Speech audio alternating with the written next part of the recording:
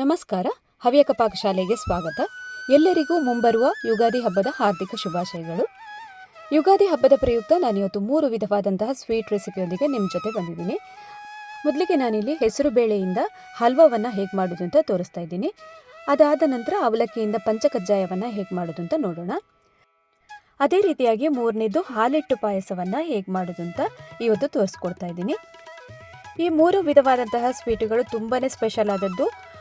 ಅದರಲ್ಲೂ ಹಬ್ಬ ಹರಿದಿನಗಳೆಲ್ಲ ಇದ್ದಾಗ ಈ ಥರದ ಸ್ವೀಟನ್ನು ಮನೆಯಲ್ಲಿ ಮಾಡ್ಕೋಬಹುದು. ಯುಗಾದಿ ಸ್ಪೆಷಲ್ ಸ್ವೀಟ್ಸನ್ನು 1 by 1 ನೋಡ್ತಾ ಹೋಗೋಣ. ಶುರು ಮಾಡೋಣ ಇವತ್ತಿನ ವಿಡಿಯೋವನ್ನು.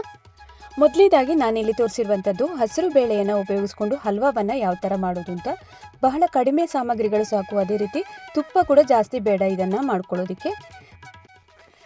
ಈಗ ಒಂದು ಪಾತ್ರೆಯಲ್ಲಿ 1 ಕಪ್ ಆಗುವಷ್ಟು ಹೆಸರು ಬೇಳೆಯನ್ನು ತಗೊಂಡು ಚೆನ್ನಾಗಿ ತೊಳಿಬೇಕಾಗುತ್ತೆ. ಒಂದು 3 ರಿಂದ 4 ಸಾರಿ ಆದರೂ ಸರಿಯಾಗಿ ತೊಳೆದಾದ ನಂತರ ಇದನ್ನೀಗ ಬೇಯೋದಕ್ಕೆ ಇಡಬೇಕು. ಇನ್ನು ಹಸಿರು ಬೇಳೆನ ಬೇಯಿಸಬೇಕಾದ್ರೆ ಒಂದು ಸ್ವಲ್ಪ ದೊಡ್ಡ ಪಾತ್ರೆಯನ್ನು ತಗೊಳ್ಬೇಕಾಗತ್ತೆ. ಅದಕ್ಕಾಗಿ ನಾನು ಇನ್ನೊಂದು ಪಾತ್ರೆಗೆ ಶಿಫ್ಟ್ ಮಾಡ್ತಾ ಇದ್ದೀನಿ. ಇನ್ನೀಗಿದು ಸರಿಯಾಗಿ ನೀರನ್ನು ಹಾಕ್ಕೊಂಡು ಸ್ವಲ್ಪ ಮೆತ್ತಗಾದರೆ ಸಾಕು. ಮೀಡಿಯಂ ಉರಿನಲ್ಲಿ ಇಟ್ಕೊಂಡು ಒಂದು 10 ನಿಮಿಷ ಬೆಂದರೆ ಸಾಕಾಗುತ್ತೆ. ಈಗಾಗಲೇ ನೋಡ್ತಿರ್ಬೋದು, ಅರ್ಧ ಬೆಂದಾಗಿದೆ ಇದು ಹೆಸರು ಬೇಳೆ. ಇಷ್ಟಾದರೆ ಸಾಕು. ಜಸ್ಟ್ ಕೈಯಲ್ಲಿ ಮುಟ್ಟಿದಾಗ ಸಾಫ್ಟಾಗಿ ಬರುತ್ತಲ್ಲ, ಅಷ್ಟಾದರೆ ನಮಗೆ ಹಲ್ವಕ್ಕೆ ಸಾಕಾಗುತ್ತೆ. ತೀರ ಮೆತ್ತಗಾಗಿ ಮಾಡ್ಕೊಳ್ಳೋದು ಬೇಡ. ಇನ್ನು ನಾವೀಗ ಹಲ್ವ ಮಾಡುವಾಗ ಕೂಡ ಬೇಯಿಸೋದಕ್ಕಿದೆಯಲ್ಲ, ಅದಕ್ಕೋಸ್ಕರ ನೋಡಿ ಇಷ್ಟಾದರೆ ಸಾಕು. ಇದನ್ನು ನಾವಿನ್ನು ಸ್ಟವನ್ನು ಆಫ್ ಮಾಡಿ ಸೋಸ್ಕೊಳ್ಬೇಕಾಗುತ್ತೆ. ಅದಕ್ಕಾಗಿ ನಾನು ಇಲ್ಲೊಂದು ಸ್ಟ್ರೈನರನ್ನು ತಗೊಂಡಿದ್ದೀನಿ. ಅದರಲ್ಲಿ ಈಗ ಬೆಂದಿರುವಂತಹ ಹಸಿರು ಬೇಳೆಯನ್ನು ಹಾಕಿ ಚೆನ್ನಾಗಿ ನೀರನ್ನೆಲ್ಲ ಬಸ್ದು ತಗೊಳ್ಳೋಣ. ಸೋಸಿ ಇಟ್ಕೊಂಡಂತಹ ಈ ಹೆಸರು ಬೇಳೆನ ಇನ್ನು ಬಾಣಲಿಯಲ್ಲಿ ಹಾಕಿ ಹಲ್ವವನ್ನು ಮಾಡ್ಕೊಳ್ಳೋದಕ್ಕೆ ತಯಾರಿಯನ್ನು ಮಾಡ್ಕೊಳ್ಳೋಣ.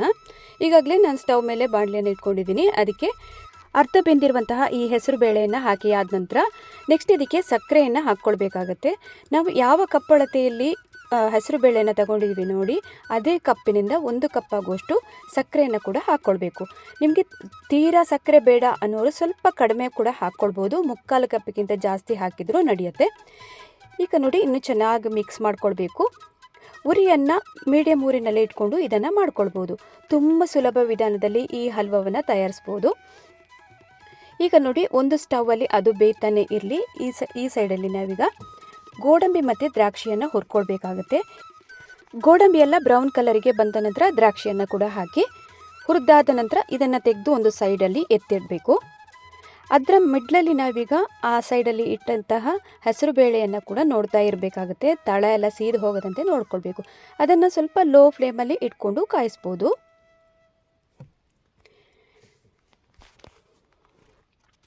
ಈಗ ನೋಡ್ತಿರ್ಬೋದು, ದ್ರಾಕ್ಷಿ ಗೋಡಂಬಿಯನ್ನೆಲ್ಲ ಹುರ್ಕೊಂಡಿದ್ದಾಯಿತು. ಇದನ್ನು ತೆಗೆದೀಗ ಒಂದು ಸೈಡಲ್ಲಿ ತಣ್ಣಗಾಗೋದಕ್ಕೆ ಬಿಡೋಣ. ಇನ್ನೊಂದು ಸೈಡಲ್ಲಿ ಇಟ್ಟಂತಹ ಹಲ್ವದ ಮಿಶ್ರಣ ಕೂಡ ಸರಿಯಾಗಿ ರೆಡಿ ಆಗ್ತಾ ಇದೆ. ನಾನು ಕಮ್ಮಿ ಉರಿಯಲ್ಲೇ ಇಟ್ಕೊಂಡಿದ್ದೆ ಆಗ. ಈಗ ಒಂದು ಸ್ವಲ್ಪ ಮೀಡಿಯಂ ಊರಿಗೆ ಮಾಡಿಕೊಂಡು ನೋಡಿ ಚೆನ್ನಾಗಿ ಕೈ ಆಡಿಸ್ತಾನೆ ಇರಬೇಕು. ತಳ ಎಲ್ಲ ಸೀದು ಹೋಗದಂತೆ ನೋಡ್ಕೊಳ್ಬೇಕಾಗತ್ತೆ. ಈ ಥರ ಹಲ್ವ ಮಾಡಬೇಕಾದ್ರೆಲ್ಲ ಸ್ವಲ್ಪ ಕೇರ್ಫುಲ್ಲಾಗಿ ಇರಬೇಕಾಗತ್ತೆ. ಈಗ ನೋಡಿ ಈ ಹಂತದಲ್ಲಿ ಒಂದು 2 ಚಮಚ ಆಗುವಷ್ಟು ತುಪ್ಪವನ್ನು ಆ್ಯಡ್ ಮಾಡ್ಕೊಳ್ತಾ ಇದ್ದೀನಿ. ಅದಕ್ಕಿಂತ ಜಾಸ್ತಿ ಹಾಕೋ ಅವಶ್ಯಕತೆ ಇಲ್ಲ. ಈ ಥರದ ಹಲ್ವಗಳಿಗೆ ಅಷ್ಟು ತುಪ್ಪ ಹಿಡಿಸಲ್ಲ. ಇಷ್ಟು ಹಾಕಿದರೆ ಸಾಕಾಗತ್ತೆ. ಏನಾದರೂ ವಿಶೇಷ ಸಂದರ್ಭದಲ್ಲೆಲ್ಲ ಈ ಥರದ ಸುಲಭವಾಗಿ ಆಗುವಂತಹ ಸ್ವೀಟನ್ನೆಲ್ಲ ರೆಡಿ ಮಾಡ್ಕೊಳ್ಬೋದು. ತುಂಬ ಟೈಮ್ ಕೂಡ ಬೇಕಾಗೋದಿಲ್ಲ. ಇದಕ್ಕೆ ಒಂದು 5 ರಿಂದ 10 ನಿಮಿಷದ ಒಳಗೆ ಮಾಡ್ಕೊಳ್ಬೋದು. ಆಮೇಲೆ ಆರೋಗ್ಯಕ್ಕೆ ಕೂಡ ಒಳ್ಳೆಯದು ಹೆಸರು ಬೇಳೆಯನ್ನು ತಿನ್ನೋದ್ರಿಂದ. ನಾವೀಗ ಕಡಲೆಬೇಳೆ ಅದಕ್ಕಿಂತ ಕಂಪೇರ್ ಮಾಡಿದರೆ ಹೆಸರು ಬೇಳೆ ಎಷ್ಟೋ ವಾಸಿ. ಈಗ ನೋಡಿ ತುಪ್ಪ ಹಾಕಿ ಆದ ನಂತರ ಚೆನ್ನಾಗಿ ಕೈ ಆಡಿಸಿ ಮಿಕ್ಸ್ ಆಗಿದೆ. ಇದೀಗ ಸಕ್ಕರೆ ಬೇಡ ಅನ್ನೋರು ಬೆಲ್ಲವನ್ನು ಕೂಡ ಹಾಕಿ ಮಾಡ್ಕೊಳ್ಬೋದು. ಬಟ್ ನಿಮಗೆ ಟೇಸ್ಟ್ ಒಂಚೂರು ಡಿಫ್ರೆಂಟ್ ಆಗುತ್ತೆ. ಈಗ ನೋಡಿ ಏಲಕ್ಕಿ ಪೌಡ್ರನ್ನು ಆ್ಯಡ್ ಮಾಡ್ಕೊಳ್ತಾ ಇದ್ದೀನಿ. ಸಣ್ಣ ಸ್ಪೂನಲ್ಲಿ 1 ಸ್ಪೂನ್ ಆಗೋಷ್ಟು ಹಾಕಿದರೆ ಸಾಕು. ಇನ್ನು ಅದು ಹಾಕಿದ ನಂತರ ಏಲಕ್ಕಿ ಹಾಕಿದ ನಂತರ ಚೆನ್ನಾಗೊಮ್ಮೆ ಮಿಕ್ಸ್ ಮಾಡ್ಕೊಳ್ಳೋಣ.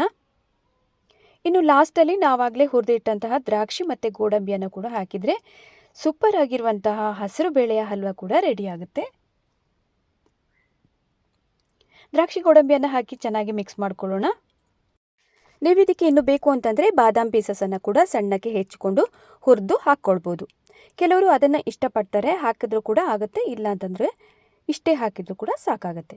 ಸುಲಭದಲ್ಲಿ ಆಗುವಂತಹ ಈ ಥರದ ಸ್ವೀಟನ್ನು ನೀವು ಕೂಡ ಮನೆಯಲ್ಲಿ ಟ್ರೈ ಮಾಡಿ ನೋಡ್ತೀರಿ ಅಂತ ಅಂದ್ಕೊಂಡಿದ್ದೀನಿ.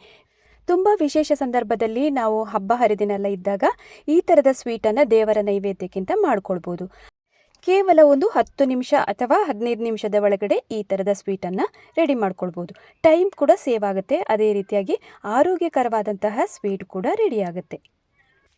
ಹೆಸರು ಬೇಳೆಯನ್ನು ಉಪಯೋಗಿಸ್ಕೊಂಡು ಯಾವ ಥರ ಹಲ್ವವನ್ನು ಮಾಡೋದು ಅಂತ ನೋಡ್ಕೊಂಡು ಬಂದಾಯ್ತಲ್ಲ. ನೆಕ್ಸ್ಟ್ ನಾನಿಲ್ಲಿ ತೋರಿಸಿರುವಂಥ ರೆಸಿಪಿ ಬಂದು ಅವಲಕ್ಕಿಯಿಂದ ಮಾಡುವಂತಹ ಒಂದು ಪಂಚಕಜ್ಜಾಯದ ರೆಸಿಪಿಯನ್ನು ತೋರಿಸ್ತಾ ಇದ್ದೀನಿ. ಮೇಯ್ನಾಗಿ 5 ಪದಾರ್ಥಗಳನ್ನು ಹಾಕಿ ಮಾಡುವಂತಹ ಈ ಪಂಚಕಜ್ಜಾಯವನ್ನು ಹೇಗೆ ಮಾಡೋದು ಅಂತ ನೋಡೋಣ. ಅವಲಕ್ಕಿ ಪಂಚಕಜ್ಜಾಯವನ್ನು ಮಾಡ್ಕೊಳ್ಳೋದಕ್ಕೆ ಮೊದಲಿಗೆ ಬಾಣಲೆಯನ್ನು ತಗೊಂಡು 2 ಚಮಚ ಆಗುವಷ್ಟು ತುಪ್ಪವನ್ನು ಹಾಕ್ತಾ ಇದ್ದೀನಿ. ಈಗ ಆ ತುಪ್ಪದಲ್ಲಿ ಸಣ್ಣಕ್ಕೆ ಹೆಚ್ಚಿರುವಂತಹ ಗೋಡಂಬಿ ಪೀಸ್ ಮತ್ತು ಬಾದಾಮ್ ಪೀಸಸನ್ನು ಹಾಕ್ಕೊಳ್ತಾ ಇದ್ದೀನಿ. ಇದನ್ನು ತುಪ್ಪದಲ್ಲೇ ಇನ್ನೂ ಹುರ್ಕೊಳ್ಬೇಕಾಗತ್ತೆ, ಹೊಂಬಣ್ಣ ಬರೋ ತನಕ ಕರೆದು ತಗೊಳ್ಬೇಕು. ಈಗ ಈ ಥರದ ಅವಲಕ್ಕಿ ಪಂಚಕಜ್ಜಾಯಕ್ಕೆಲ್ಲ ಇದನ್ನು ಹಾಕೋದ್ರಿಂದ ತುಂಬಾ ಚೆನ್ನಾಗಿರುತ್ತೆ, ಟೇಸ್ಟ್ ಕೂಡ. ಗೋಡಂಬಿ ಮತ್ತು ಬಾದಾಮ್ ಎರಡನ್ನು ಹಾಕಿದರೆ ಟೋಟಲ್ ಆಗಿ 6 ಪದಾರ್ಥಗಳನ್ನು ಹಾಕಿದಂಗಾಗುತ್ತೆ. ಇದು ಬೇಡ ಅನ್ನೋರು ಒಂದನ್ನು ಸ್ಕಿಪ್ ಮಾಡ್ಕೊಳ್ಬೋದು, ಬಾದಾಮ್ ಅಥವಾ ಗೋಡಂಬಿ ಯಾವುದನ್ನಾದರೂ. ಈಗ ನೋಡಿ, ಹೊಂಬಣ್ಣ ಬರೋ ತನಕ ಕರೆದು ತಗೊಂಡಿದ್ದೀನಿ. ಇದನ್ನು ಇನ್ನೀಗ ತಣ್ಣಗಾಗೋದಕ್ಕೆ ಬಿಡೋಣ. ಇನ್ನೊಂದು ದೊಡ್ಡ ತಟ್ಟೆಯನ್ನು ತಗೊಂಡು ಅದಕ್ಕೆ 1 ಕಪ್ ಆಗುವಷ್ಟು ಪೇಪರ್ ಅವಲಕ್ಕಿಯನ್ನು ಹಾಕ್ಕೊಳ್ತಾ ಇದ್ದೀನಿ. ಈಗ ಆ ಪೇಪರ್ ಅವಲಕ್ಕಿಗೆ ಅರ್ಧ ಕಪ್ ಆಗುವಷ್ಟು ತೆಂಗಿನಕಾಯಿ ತುರಿಯನ್ನು ಕೂಡ ಹಾಕಿ ಆದ ನಂತರ ಪುಡಿ ಮಾಡಿದಂತಹ ಬೆಲ್ಲವನ್ನು ಕೂಡ ಅರ್ಧ ಕಪ್ ಆಗುವಷ್ಟು ಹಾಕಿ ಆದ ನಂತರ ಕೊನೆಯಲ್ಲಿ ನಾವು ಹುರಿದಿಟ್ಟಂತಹ ಬಾದಾಮ್ ಮತ್ತು ಗೋಡಂಬಿ ಪೀಸಸನ್ನು ಹಾಕಿ ಚೆನ್ನಾಗಿ ಮಿಕ್ಸ್ ಮಾಡಿಕೊಂಡ್ರೆ ಅವಲಕ್ಕಿ ಪಂಚಕಜ್ಜಾಯ ಕೂಡ ರೆಡಿಯಾಗುತ್ತೆ. ಈ ಥರದ ಪಂಚಕಜ್ಜಾಯವನ್ನು ಹಲವಾರು ವಿಧದಲ್ಲಿ ಮಾಡ್ಕೊಳ್ಬೋದು. ಅವಲಕ್ಕಿಯನ್ನು ಕೂಡ ಬಳಸ್ಕೊಂಡು ಬೇರೆ ಬೇರೆ ವಿಧದಲ್ಲಿ ಮಾಡ್ಕೊಳ್ಬೋದು. ಅದೇ ರೀತಿಯಾಗಿ ಹೆಸರು ಬೇಳೆಯಿಂದ ಕೂಡ ಮಾಡ್ಕೊಳ್ಬೋದು, ಹುರಿದು ಬಿಟ್ಟು ಕಡಲೆಬೇಳೆಯಿಂದ ಕೂಡ ಮಾಡ್ಕೊಳ್ಬೋದು. ಈಗ ನೋಡಿ, ಅವಲಕ್ಕಿ ಆಮೇಲೆ ತೆಂಗಿನಕಾಯಿ ತುರಿ ಇವೆಲ್ಲವನ್ನು ಚೆನ್ನಾಗಿ ಮಿಕ್ಸ್ ಮಾಡ್ಕೊಂಡಿದ್ದೀನಿ. ಅವಲಕ್ಕಿ ಪಂಚಕಜ್ಜಾಯ ಕೂಡ ರೆಡಿಯಾಗಿದೆ. ಈಗ ದೇವರ ನೈವೇದ್ಯಕ್ಕೆಲ್ಲ ವಿಶೇಷ ಸಂದರ್ಭದಲ್ಲಿ ಈ ಥರದ ಪಂಚಕಜ್ಜಾಯವನ್ನು ತುಂಬ ಸುಲಭವಾಗಿ ಮನೆಯಲ್ಲಿ ಮಾಡ್ಕೊಳ್ಬೋದು. ನೆಕ್ಸ್ಟ್ ನಾನಿಲ್ಲಿ ಲಾಸ್ಟಲ್ಲಿ ತೋರಿಸಿರುವಂತಹ ಸ್ವೀಟ್ ಬಂದು ಹಾಲಿಟ್ಟು ಪಾಯಸವನ್ನು ಯಾವ ಥರ ಮಾಡೋದು ಅಂತ. ಸಖತ್ತಾದಂತಹ ಟೇಸ್ಟ್ ಇದು ಸ್ವೀಟ್ ಅಂತ ಹೇಳ್ಬೋದು. ಬರೀ ಹಬ್ಬಕ್ಕೆ ಅಂತ ಅಲ್ಲ, ನೀವು ಸ್ವೀಟನ್ನು ಯಾವಾಗ ಬೇಕಾದರೂ ಇದನ್ನು ಮಾಡ್ಕೊಳ್ಬೋದು. ಬಟ್ ತುಂಬಾ ರುಚಿಯಾಗಿರುತ್ತೆ. ಬನ್ನಿ ಹಾಗಾದರೆ ಹೇಗೆ ಮಾಡೋದು, ಹಾಲಿಟ್ಟು ಪಾಯಸವನ್ನು ಯಾವ ರೀತಿ ರೆಡಿ ಮಾಡೋದು ಅಂತ ನೋಡೋಣ. ಈ ಹಾಲಿಟ್ಟು ಪಾಯಸವನ್ನು ಮಾಡ್ಕೊಳ್ಳೋದಕ್ಕೆ ಬೆಳ್ತಿಗೆ ಅಕ್ಕಿಯನ್ನು ತಗೊಳ್ಬೇಕಾಗತ್ತೆ. ಯಾವುದೇ ರೀತಿಯಾದಂತಹ ಅಕ್ಕಿಯನ್ನು ನೀವು ತಗೊಳ್ಬೋದು. ನಾನಿಲ್ಲಿ ಈ ಕಪ್ ಅಳತೆಯಲ್ಲಿ 1 ಕಪ್ ಆಗುವಷ್ಟು ಅಕ್ಕಿಯನ್ನು ತಗೊಂಡು 2 ರಿಂದ 3 ಗಂಟೆಗಳ ಕಾಲ ನೆನೆ ಹಾಕ್ಕೊಂಡಿದ್ದೀನಿ. ಇಡ್ಲಿ ರೈಸ್ ಆದರೂ ತಗೊಳ್ಬೋದು, ದೋಸೆ ರೈಸ್ ಯಾವುದಾದ್ರೂ ಆಗುತ್ತೆ ಇದಕ್ಕೆ. ಈಗ ನೋಡಿ, ನೀರನ್ನೆಲ್ಲ ಬಸ್ತು ತಂದಿದ್ದೀನಿ. ಇನ್ನು ಇದನ್ನು ಮಿಕ್ಸಿ ಜಾರಲ್ಲಿ ಹಾಕಿ ನುಣ್ಣಗೆ ಅಂದರೆ ಅಷ್ಟು ಫೈನಾಗಿ ರುಬ್ಕೊಳ್ಬೇಕಾಗುತ್ತೆ. ನಾವೀಗ ನೀರು ದೋಸೆಗೆಲ್ಲ ರುಬ್ಕೊಳ್ತೀವಿ ನೋಡಿ, ಅದೇ ಥರನೇ ಇದನ್ನು ಕೂಡ ರುಬ್ಕೊಳ್ಳೋದು. ಈಗ ನೀರನ್ನು ಹಾಕ್ಕೊಳ್ಬೇಕಾದ್ರೆ ನಾವು ನೋಡ್ಕೊಳ್ಬೇಕಾಗುತ್ತೆ, ತುಂಬ ನೀರನ್ನು ಇದಕ್ಕೆ ಹಾಕ್ಕೊಳ್ಳುವಂತಿಲ್ಲ. ನೋಡಿ, ಇಲ್ಲೀಗ ಅರ್ಧ ಕಪ್ ಆಗುವಷ್ಟು ನೀರನ್ನು ಹಾಕ್ಕೊಂಡಿದ್ದೀನಿ. ಯಾವ ಕಪ್ ಅಳತೆಯಿಂದ ನಾವು ಅಕ್ಕಿಯನ್ನು ತಗೊಂಡಿದ್ದೀವಿ ನೋಡಿ, ಅದರಲ್ಲೇ ಅರ್ಧ ಕಪ್ಪು ನೀರನ್ನು ಈಗ ಹಾಕ್ಕೊಂಡಿದ್ದೀನಿ. ನೈಸಾಗಿ ರುಬ್ಕೊಂಡು ತಂದಿದ್ದೀನಿ ಅಕ್ಕಿಯನ್ನು. ಈಗ ಇನ್ನಿದನ್ನು ಬಾಣಲಿಯಲ್ಲಿ ಹಾಕಿ ನಾವು ಕಾಯಿಸ್ಕೊಳ್ಬೇಕಾಗುತ್ತೆ. ಅದಕ್ಕಿಂತ ಮುಂಚೆ ಇದು ತಳ ಹಿಡಿಬಾರ್ದಲ್ಲ, ಅದಕ್ಕೋಸ್ಕರ 1 ಸ್ಪೂನ್ ಆಗುವಷ್ಟು ತುಪ್ಪವನ್ನು ಹಾಕ್ಕೊಳ್ಬೇಕು ಬಾಣಲಿಗೆ ತಳಭಾಗಕ್ಕೆ. ಆಮೇಲೆ ನಾವು ರುಬ್ಬಿಟ್ಟಂತಹ ಅಕ್ಕಿ ಹಿಟ್ಟಿನ ಮಿಶ್ರಣವನ್ನು ಹಾಕಿ ಆದ ನಂತರ ನೀರನ್ನು ನೋಡಿಕೊಂಡು ಹಾಕ್ಕೊಳ್ಬೇಕಾಗತ್ತೆ.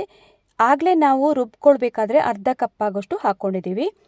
ಇನ್ನೀಗ ಅದರ ಮೇಲಿಂದ 1 ಕಪ್ ಆಗೋಷ್ಟು ನೀರನ್ನು ಮಿಕ್ಸಿ ಜಾರಿಗೆನೆ ಹಾಕಿ ನಾನು ಹಾಕ್ಕೊಂಡಿದ್ದೀನಿ. ಇಷ್ಟು ಹಾಕಿದರೆ ಸಾಕಾಗುತ್ತೆ, ಸರಿಯಾದ ಪ್ರಮಾಣ ಅಳತೆ ಕರೆಕ್ಟಾಗಿರುತ್ತೆ.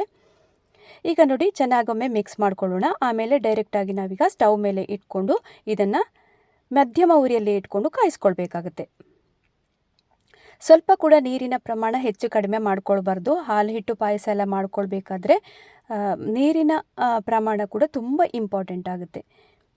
ಈಗ ನೋಡಿ, ಮಧ್ಯಮ ಉರಿಯಲ್ಲೇ ಇಟ್ಕೊಂಡು ಕಾಯಿಸ್ತಾ ಬಂದ ಹಾಗೆಯೇ ಗಟ್ಟಿಯಾಗುತ್ತೆ ನೋಡಿ. ಅದು ಆದಷ್ಟು ಕೈ ಬಿಡದಂಗೆ ಇದನ್ನು ತಿರುಗಿಸ್ಕೊಳ್ಬೇಕು. ಇನ್ನು ಮೀಡಿಯಂ ಊರಿನಲ್ಲೇ ಇಟ್ಕೊಂಡು ಇದನ್ನು ಕೈಯಾಡಿಸ್ತಾನೆ ಇರಬೇಕು. ಆಮೇಲೆ ಒಂದು 3 ರಿಂದ 4 ನಿಮಿಷದ ಒಳಗಡೆ ಇದು ಹಿಟ್ಟು ಗಟ್ಟಿಯಾಗಿ ರೆಡಿಯಾಗಿ ಹೋಗುತ್ತೆ. ತಳ ಎಲ್ಲ ಹಿಡಿಯದಂತೆ ನೋಡ್ಕೊಳ್ಬೇಕು. ತುಪ್ಪನೂ ಹಾಕಿರ್ತೀವಿ ನಾವು, ಬಟ್ ನಿಮಗೆ ಕೈ ಈ ಥರ ತಿರುಗಿಸೋದನ್ನು ಬಿಡಬಾರ್ದು. ನೋಡ್ತಾ ಇರ್ಬೋದು, ಈಗ ಗಟ್ಟಿಯಾಗಿ ಸರಿಯಾದ ಹಂತಕ್ಕೆ ಬಂದಿದೆ. ಇನ್ನಿದನ್ನು ಸ್ಟವನ್ನು ಆಫ್ ಮಾಡಿಕೊಂಡು ತಣ್ಣಗಾಗೋದಕ್ಕೆ ಬಿಡೋಣ. ಸ್ವಲ್ಪ ಒಂದು 5 ನಿಮಿಷಗಳ ಕಾಲ ಆರಿದರೆ ಸಾಕಾಗುತ್ತೆ. ಅಷ್ಟು ಹೊತ್ತಲ್ಲಿ ನಾವು ಬಾಕಿ ತಯಾರಿಯನ್ನೆಲ್ಲ ಮಾಡ್ಕೊಳ್ಬೇಕಾಗುತ್ತೆ ಇದಕ್ಕೆ. ಇನ್ನೀಗ ದೊಡ್ಡ ಬಾಳೆ ಎಲೆಯನ್ನು ತಗೊಂಡಿದ್ದೀನಿ. ನಂತರ ಚಕ್ಲಿ ಮೇಕರನ್ನು ತಗೊಂಡು ಅದಕ್ಕೆ ಖಾರ ಸೇವ್ ಮಾಡುವಂತಹ ಪ್ಲೇಟನ್ನು ನಾವೀಗ ಹಾಕ್ಕೊಳ್ಬೇಕು. ನೋಡಿ, ಇದರಲ್ಲಿ ನಾವೀಗ ಅಕ್ಕಿ ಹಿಟ್ಟನ್ನು ಹಾಕಿ ಒತ್ತಿ ಇಟ್ಕೊಳ್ಬೇಕಾಗತ್ತೆ. ಈಗ ಕಾಯಿಸಿ ಇಟ್ಟಿರುವಂತಹ ಅಕ್ಕಿ ಹಿಟ್ಟು ಕೂಡ ಸರಿಯಾಗಿ ತಣ್ಣಗಾಗಿದೆ. ಇದನ್ನು ಸಣ್ಣ ಸಣ್ಣ ಬಾಲ್ಸನ್ನಾಗಿ ಮಾಡಿ ಈಗ ಚಕ್ಲಿ ಮೇಕರಲ್ಲಿ ನೋಡಿ ಈ ಥರ ಖಾರ ಸೇವ್ ಮಾಡುವಂತಹ ಪ್ಲೇಟ್ನಲ್ಲಿ ಸರಿಯಾಗಿ ಒತ್ತಿ ಇಟ್ಕೊಳ್ಬೇಕು ಎಲ್ಲವನ್ನು ಕೂಡ. ನಾವೀಗ ಹಿಟ್ಟನ್ನು ಕಾಯಿಸಬೇಕಾದ್ರೆ ನೀರಿನ ಪ್ರಮಾಣ ಕೂಡ ಇಂಪಾರ್ಟೆಂಟ್ ಆಗಿರುತ್ತೆ ಹಾಕೋದು. ನಾವು 1 ಕಪ್ ಆಗುವಷ್ಟು ಅಕ್ಕಿಯನ್ನು ತಗೊಂಡ್ರೆ ಅದಕ್ಕೆ 1.5 ಕಪ್ ಆಗುವಷ್ಟು ನೀರನ್ನು ಹಾಕಿ ಕಾಯಿಸಿದರೆ ಸಾಕಾಗತ್ತೆ. ಕರೆಕ್ಟ್ ಆದ ಪ್ರಮಾಣದ ಅಳತೆ ಇದು. ಅದಕ್ಕಿಂತ ಜಾಸ್ತಿ ನೀವು ಹಾಕಿದರೆ ಖಂಡಿತವಾಗ್ಲೂ ಹಾಲಿಟ್ಟು ನಮಗೆ ಸರಿಯಾಗಿ ಬರಲ್ಲ. ಈಗ ಎಲ್ಲವನ್ನು ಕೂಡ ಖಾರ ಕಡ್ಡಿ ಮಾಡುವಂತಹ ಪ್ಲೇಟಿನಿಂದ ಒತ್ತಿ ಇಟ್ಕೊಂಡಿದ್ದಾಯಿತು. ನೆಕ್ಸ್ಟ್ ಇನ್ನೀಗ ಒಂದು ಪಾತ್ರೆಯಲ್ಲಿ ನಾವು ನೀರನ್ನು ಕುದಿಯೋದಕ್ಕೆ ಇಡಬೇಕಾಗತ್ತೆ. ನೀರನ್ನು ಹಾಕ್ಕೊಳ್ಬೇಕಾದ್ರೂ ಕೂಡ ಪಾಯಸಕ್ಕೆ ನೋಡ್ಕೊಳ್ಬೇಕು. ನಾವಿಲ್ಲಿ ಯಾವ ಕಪ್ಪಳತೆಯಿಂದ ಅಕ್ಕಿಯನ್ನು 1 ಕಪ್ ಆಗುವಷ್ಟು ತಗೊಂಡಿದ್ದೀವಲ್ಲ ಅದೇ ಕಪ್ಪಳತೆಯಿಂದ 5 ಕಪ್ ಆಗುವಷ್ಟು ನೀರನ್ನು ಹಾಕ್ಕೊಳ್ಬೇಕೀಗ. ಹಾಲಿಟ್ಟು ಪಾಯಸವನ್ನು ಮಾಡ್ಕೊಳ್ಬೇಕಾದ್ರೆ ನೀರಿನ ಅಳತೆ ಅಂತೂ ತುಂಬಾ ಇಂಪಾರ್ಟೆಂಟ್ ಆಗಿದೆ. ಈಗ 5 ಕಪ್ ಆಗುವಷ್ಟು ನೀರನ್ನು ಹಾಕಿ ಆದ ನಂತರ ಸರಿಯಾಗಿ ಅದು ಕುದಿಬೇಕು. ಒಂದು ಕುದಿ ಬಂದ ನಂತರವೇ ನಾವು ಒತ್ತಿ ಇಟ್ಟಂತಹ ಅಕ್ಕಿ ಹಿಟ್ಟನ್ನು ನಾವೀಗ ಇದಕ್ಕೆ ಹಾಕ್ಕೊಳ್ಬೇಕು. ಸರಿಯಾಗಿ ಕುದಿಯದೆ ನಾವು ಇದನ್ನು ಹಾಕ್ಕೊಳ್ಳೋದಕ್ಕೆ ಹೋಗಬಾರ್ದು ಅಕ್ಕಿ ಹಿಟ್ಟನ್ನು. ಈಗ ನೋಡ್ತಾ ಇರ್ಬೋದು ಸರಿಯಾದ ಕುದಿ ಬಂದಿದೆ ನೋಡಿ. ಇನ್ನು ನಾವಾಗಲೇ ಒತ್ತಿ ಇಟ್ಟಂತಹ ಅಕ್ಕಿ ಹಿಟ್ಟನ್ನು ಹಾಕ್ಕೊಂಡು ಬರೋಣ. ಇನ್ನು ಒತ್ತಿದಂತಹ ಅಕ್ಕಿ ಮಿಶ್ರಣವನ್ನು ಹಾಕಿ ಆದ ನಂತರ ಮತ್ತೊಂದು ಕುದಿ ಬರಬೇಕು. ಅಲ್ಲಿ ತನಕ ನಾವು ವೆಯ್ಟ್ ಮಾಡ್ಕೊಳ್ಬೇಕಾಗುತ್ತೆ. ಅದಕ್ಕಿಂತ ಮುಂಚೆ ನಾವು ಸೌಟನ್ನೆಲ್ಲ ಹಾಕೋಂಗಿಲ್ಲ. ಅಕಸ್ಮಾತ್ ನೀವೆಲ್ಲಾದರೂ ಸೌಟನ್ನು ಹಾಕಿ ತಿರುಗಿಸಿದರೆ ಎಲ್ಲ ಫುಲ್ ಕರಗಿ ಹೋಗುತ್ತೆ, ಆಮೇಲೆ ಕಟ್ಟಾಗಿ ಆಗುತ್ತೆ. ಅದಕ್ಕೋಸ್ಕರ ಜಸ್ಟ್ ಒಂದು ಕುದಿ ಬಂದು ಬೇಯಬೇಕದು. ಆ ನೀರಲ್ಲೇ ಒಂದು ಸ್ವಲ್ಪ ಬೇಯಬೇಕು. ಆ ನಂತರವೇ ಸೌಟನ್ನು ಹಾಕ್ಕೊಳ್ಬೇಕಾಗತ್ತೆ. ಈಗ ಮೀಡಿಯಮ್ ಉರಿನಲ್ಲಿ ಇಟ್ಕೊಳ್ಬೋದು ಒಂದು ಕುದಿ ಬರುವಷ್ಟು ಟೈಮಲ್ಲಿ. ಆಮೇಲೆ ನೋಡಿ ಸೌಟನ್ನು ಹಾಕಿ ಆದ ನಂತರ ಕಮ್ಮಿ ಉರಿಗೆ ಮಾಡಿ ಸಣ್ಣ ಉರಿನಲ್ಲಿ ಇದು ಸರಿಯಾಗಿ ಅಕ್ಕಿ ಹಿಟ್ಟೆಲ್ಲ ಬೇಯಬೇಕು. ಇನ್ನು 5 ರಿಂದ 10 ನಿಮಿಷದ ಕಾಲ ಕಮ್ಮಿ ಉರಿಯಲ್ಲೇ ಇಟ್ಕೊಂಡು ಇದನ್ನು ಬೇಯಿಸ್ಕೊಳ್ಬೇಕಾಗತ್ತೆ. ಅಷ್ಟು ಹೊತ್ತಲ್ಲಿ ನಾವೀಗ ಇದಕ್ಕೆ ಪಾಯಸಕ್ಕೆ ಬೇಕಾಗಿರುವಂತಹ ಕಾಯಿ ಹಾಲನ್ನೆಲ್ಲ ರೆಡಿ ಮಾಡ್ಕೊಳ್ಳೋಣ. ಅದಕ್ಕಾಗಿ ನಾನೊಂದು ಸಣ್ಣ ಮಿಕ್ಸಿ ಜಾರನ್ನು ತಗೊಂಡು ಅದಕ್ಕೆ 2 ಹಿಡಿಯಾಗುವಷ್ಟು ಹಸಿ ತೆಂಗಿನಕಾಯಿ ತುರಿಯನ್ನು ತಗೊಂಡಿದ್ದೀನಿ. ಈ ಹಸಿ ತೆಂಗಿನಕಾಯಿ ತುರಿಯಲ್ಲಿ ನಮಗೆ ಹಾಲು ತುಂಬ ಚೆನ್ನಾಗಿ ಬರುತ್ತೆ. ಈಗ ರುಬ್ಬೋದಕ್ಕೆ ಒಂದು ಸ್ವಲ್ಪ ನೀರನ್ನು ಹಾಕ್ಕೊಳ್ತಾ ಇದ್ದೀನಿ. ಅರ್ಧ ಕಪ್ ಆಗುವಷ್ಟು ನೀರನ್ನು ಹಾಕ್ಕೊಂಡು ಚೆನ್ನಾಗಿ ನುಣ್ಣಗೆ ಗ್ರೈಂಡ್ ಮಾಡಿ ತಂದಿದ್ದೀನಿ ನೋಡಿ. ಇನ್ನು ಇದನ್ನು ಒಂದು ಕಾಟನ್ ಬಟ್ಟೆಯಿಂದಲೇ ಶೋಧಿಸ್ಕೊಂಡಾಗ ತುಂಬ ಚೆನ್ನಾಗಿ ದಪ್ಪ ಕಾಯಿ ಹಾಲು ಕೂಡ ನಮಗೆ ರೆಡಿಯಾಗಿ ಸಿಗುತ್ತೆ. ಅಥವಾ ನೀವು ಸ್ಟ್ರೈನರ್ನ ಮೂಲಕ ಆದರೂ ಶೋಧಿಸ್ಬೋದು. ಬಟ್ ನಿಮಗೆ ದಪ್ಪ ಕಾಯಿ ಹಾಲೆಲ್ಲ ತೆಗಿಬೇಕಾದ್ರೆ ಈ ಥರನೇ ಬಟ್ಟೆಯಿಂದಲೇ ಶೋಧಿಸ್ಕೊಂಡ್ರೆ ಸೂಪರಾಗಿ ಕಾಯಿ ಹಾಲು ಕೂಡ ರೆಡಿ ಆಗುತ್ತೆ. ಈಗ ಮಿಕ್ಸಿ ಜಾರಿಗೆನೆ ಅರ್ಧ ಕಪ್ ಆಗುವಷ್ಟು ನೀರನ್ನು ಮತ್ತೆ ಹಾಕ್ಕೊಂಡಿದ್ದೀನಿ. ಇನ್ನು ಚೆನ್ನಾಗಿ ದಪ್ಪ ಕಾಯಿ ಹಾಲನ್ನು ಹಿಂಡಿ ತೆಕ್ಕೊಳ್ಳೋಣ.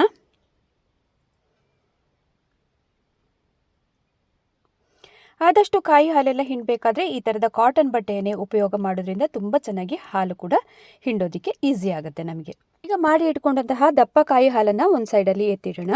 ಈಗ ಸ್ಟವ್ ಮೇಲೆ ಇಟ್ಟಂತಹ ಹಾಲು ಹಿಟ್ಟು ಕೂಡ ಸರಿಯಾಗಿ ಬೆಂದಿದೆ ನೋಡಿ. ಇದು ಆದರೂ ಇನ್ನು ಒಂದು ಕುದಿ ಬರಬೇಕು, ಅಲ್ಲಿ ತನಕ ನಾವು ವೆಯ್ಟ್ ಮಾಡ್ಕೊಳ್ಬೇಕಾಗತ್ತೆ. ಸ್ವಲ್ಪ ಅದು ಕ್ವಾಂಟಿಟಿಯಲ್ಲಿ ಕಡಿಮೆ ಆಗಬೇಕು. ನಾವು ನೀರನ್ನೆಲ್ಲ ಹಾಕಿರೋದ್ರಿಂದ ಸರಿಯಾಗಿ ಅದು ಹೊಂದ್ಕೊಳ್ಬೇಕಾಗತ್ತೆ. ಅಲ್ಲಿ ತನಕ ವೆಯ್ಟ್ ಮಾಡ್ಕೊಳ್ಬೇಕು ನೋಡಿ. ಇನ್ನು ಮೀಡಿಯಮ್ ಉರಿಯಲ್ಲೇ ಇಟ್ಕೊಂಡು ನಾವೀಗ ಪಾಯಸವನ್ನು ಮಾಡ್ಕೊಳ್ಬೇಕಾಗತ್ತೆ. ಹಾಲಿಟ್ಟು ಪೀಸಸ್ ಎಲ್ಲ ಸರಿಯಾಗಿ ಬೆಂತು ಅನ್ನುವಾಗ ನಾವು ಇದಕ್ಕಿನ್ನೀಗ ಬೆಲ್ಲವನ್ನು ಆ್ಯಡ್ ಮಾಡ್ಕೊಳ್ಬೇಕು. ನಾವು ಯಾವ ಕಪ್ಪಳತೆಯಿಂದ ಅಕ್ಕಿಯನ್ನು ತೊಗೊಂಡಿದ್ದೀವಿ ನೋಡಿ, ಆ ಕಪ್ಪಳತೆಯಲ್ಲಿ ನೋಡೋದಂತಾದರೆ 1.5 ಕಪ್ ಆಗುವಷ್ಟು ಬೆಲ್ಲವನ್ನು ಹಾಕ್ಕೊಳ್ಬೇಕು. ನಾನಿಲ್ಲಿ ಮೆಷರ್ಮೆಂಟ್ ಕಪ್ಪನ್ನು ಈಗ ಬಳಸ್ತಾ ಇದ್ದೀನಿ. 1 ಕಪ್ ಆಗುವಷ್ಟು ತೊಗೊಂಡ್ರೆ ಸಾಕಾಗತ್ತೆ. 250 ml ಇದ್ದು. ನಿಮಗೆ ರುಚಿಗೆ ಅನುಸಾರವಾಗಿ ಬೆಲ್ಲವನ್ನು ಕ್ವಾಂಟಿಟಿನ ಜಾಸ್ತಿ ಮಾಡ್ಬೋದು, ಕಡಿಮೆನೂ ಮಾಡ್ಕೊಳ್ಬೋದು.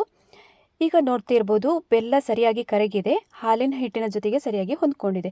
ಈಗ ತೆಗೆದಿಟ್ಟಂತಹ ದಪ್ಪ ಕಾಯಿ ಹಾಲನ್ನು ಈ ಹಂತದಲ್ಲಿ ಆ್ಯಡ್ ಮಾಡ್ಕೊಳ್ತಾ ಇದ್ದೀನಿ. ಇನ್ನು ಸ್ವಲ್ಪನೂ ನೀರನ್ನೆಲ್ಲ ಆ್ಯಡ್ ಮಾಡ್ಕೊಳ್ಬಾರ್ದು. ಜಸ್ಟ್ ಇದು ಒಂದು ಕುದಿ ಇನ್ನೇನು ಬಂತು ಅನ್ನುವಾಗ ನಾವು ಸ್ಟವನ್ನು ಆಫ್ ಮಾಡ್ಕೊಳ್ಬೇಕು. ತೀರಾ ಇದು ಕುದಿಯೋದಕ್ಕೆ ಬಿಡಬಾರ್ದು. ಸರಿಯಾಗಿ ಮಿಕ್ಸ್ ಮಾಡಿಕೊಳ್ಳೋಣ. ಕಾಯಿ ಹಾಲೆಲ್ಲ ಸರಿಯಾಗಿ ಹೊಂದಿಕೊಳ್ಬೇಕು.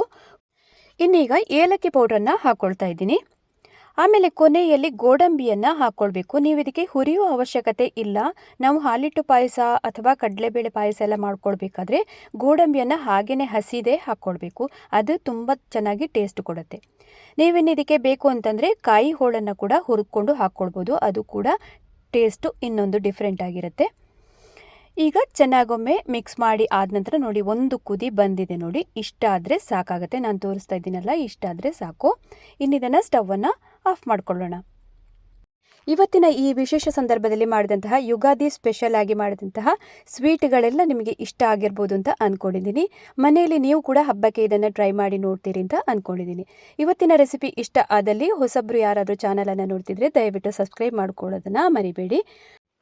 ಹಾಗೆಯೇ ಇನ್ನೊಂದು ಹೊಸ ರುಚಿಯೊಂದಿಗೆ ಮತ್ತೆ ನಾನು ನಿಮ್ಮನ್ನು ಹವ್ಯಕ ಪಾಕಶಾಲೆಯಲ್ಲಿ ಭೇಟಿಯಾಗ್ತೀನಿ ಅಂತ ಹೇಳ್ತಾ, ಮತ್ತೊಮ್ಮೆ ಯುಗಾದಿ ಹಬ್ಬದ ಹಾರ್ದಿಕ ಶುಭಾಶಯಗಳು ನಿಮ್ಮೆಲ್ಲರಿಗೂ.